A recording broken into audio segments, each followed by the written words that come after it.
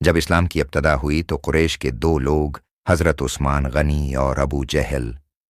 हज़रत उस्मान गनी जो अपनी ईमानदारी की वजह से मशहूर थे और अबू जहल कुरैश के एक कबीले का सरदार था। हज़रत मोहम्मद सल्लल्लाहु अलैहि वसल्लम ने सोचा कि अगर उनमें से कोई ईमान कबूल कर ले तो बाकी लोग भी इस्लाम कबूल कर लेंगे। क्योंकि हज़रत उस्मान गनी और अबू जहल दोनों कुरैश के लोग थे, हज़रत मोहम्मद सल्लल्लाहु अलैहि वसल्लम की ख्वाहिश थी कि हज़रत उस्मान गनी इस्लाम कबूल करें। उसकी क्या वजूहात थीं और हज़रत मोहम्मद ने हज़रत उस्मान गनी के लिए दुआ क्यों की, और अबू जहल में कौन सी ऐसी आदतें थीं जो उसकी तंज़ली का सबब बने, और कौन सी ऐसी आदतें थीं जिन्होंने हज़रत उस्मान गनी को तीसरा खलीफा बनाया।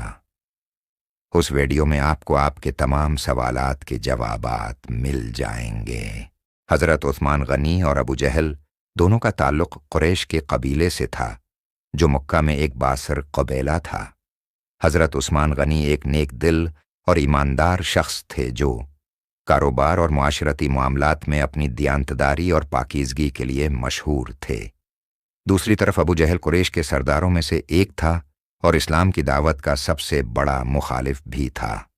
जब हज़रत मोहम्मद को अल्लाह की तरफ से नबूत मिली और आपने इस्लाम की तबलीग का आगाज़ किया तो आपने सबसे पहले अपने करीबी रिश्तेदारों और कबीले के लोगों को इस पैगाम की तरफ बुलाया। उसमें हज़रत उस्मान और अबू जहल दोनों शामिल थे। आपने हज़रत उस्मान को इस्लाम कबूल करने की दावत इसलिए दी क्योंकि हमने उसे अपने साथियों में से एक के तौर पर देखा। वो पहले ही नेकी और ईमानदारी की राह पर थे और आपको यकीन था कि वो इस्लाम के पैगाम को समझकर उस पर अमल करेंगे। अबू जहल को दावत देना भी ज़रूरी था क्योंकि वो कुरैश के सरदारों में से एक था और उसका कबीले में बहुत बड़ा असर था। अगर वो इस्लाम कबूल कर लेता तो कुरैश का एक बड़ा तबका भी इस्लाम की तरफ माइल हो सकता था। रसूलुल्लाह का मकसद था कि इस्लाम का पैगाम मक्का के हर शख्स तक पहुँचे, चाहे वो नेक दिल हो या मुखालिफ, ताकि सबको मौक़े दिया जाए कि वो हक़ और बातिल में फ़र्क समझ सकें। जब हज़रत मोहम्मद ने हज़रत उस्मान को इस्लाम की दावत दी और अल्लाह की वहदानियत और नबी की रिसालत का पैगाम पहुँचाया तो हज़रत उस्मान फ़ौरन इस दावत को कबूल कर लिया। उस्मान की कबूलियत इस्लाम की एक अहम वजह ये भी थी कि वो पहले ही बदप्रस्ती और कुरैश के दीगर बातिल अकायद से मुतनफ़िर थे। वो जानते थे कि मक्का में राइज ये रस्म व रवाज हक़ के मुताबिक नहीं है और उनके दिल में हमेशा एक ऐसी सच्चाई की जस्तजू थी जो उन्हें रूहानी सुकून अता कर सके। हज़रत उस्मान ने न सिर्फ इस्लाम कबूल किया बल्कि अपने माल व दौलत को भी दीन की खिदमत के लिए वक्फ कर दिया, जिसकी वजह से उन्हें गनी का लक़ब मिला।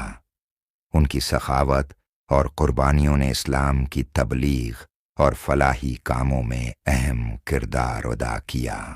अबू जहल, जिसका अस्ल नाम उमर इब्न हिशाम था, कुरैश के सरदारों में से एक और मक्का के बासर लोगों में शुमार होता था। वो अपनी ताकत और जाह व जलाल के सबब कुरैश में एक नुमायां मकाम रखता था। हज़रत मोहम्मद ने अबू जहल को भी इस्लाम की दावत दी, लेकिन उसने न सिर्फ उस दावत को ठुकरा दिया बल्कि वो इस्लाम का सबसे बड़ा दुश्मन बन गया। अबू जहल ने इस्लाम की मुखालफत में यहाँ तक बढ़ चढ़ कर हिस्सा लिया कि वो मुसलमानों को जुल्म व सित्म का निशाना बनाता और इन पर बेजा सख्तियाँ करता। वो बद्र की जंग में भी मुसलमानों के खिलाफ लड़ा और बिलाखिर अपनी उसी दुश्मनी में कत्ल हुआ। अबू जहल की मिसाल ये जाहिर करती है कि किस तरह गुरूर, ताकत का लालच और कदीम रवायात का इंधा तकलीद इंसान को हक़ से दूर कर देती हैं और वो सच्चाई को कबूल करने से महरूम रहता है।